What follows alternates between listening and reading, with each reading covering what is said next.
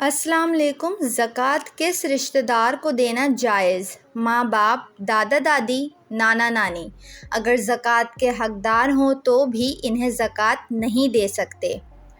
بھائی بہن اگر زکوٰۃ کے حقدار ہوں تو انہیں زکوٰۃ دے سکتے ہیں۔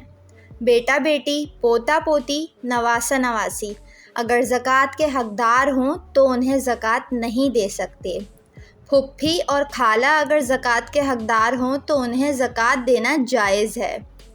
ماموں اور چاچا اگر زکوٰۃ کے حقدار ہوں تو انہیں زکوٰۃ دی جا سکتی ہے۔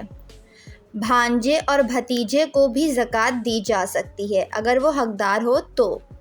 شوہر بیوی کو اور بیوی شوہر کو جبکہ وہ زکوٰۃ کے حقدار ہوں تو بھی زکوٰۃ نہیں دے سکتے۔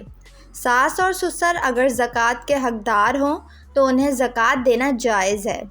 سید اگر زکوٰۃ کے حقدار ہوں تو انہیں زکوٰۃ نہیں دے سکتے۔ چینل کو سبسکرائب ضرور کر لیں۔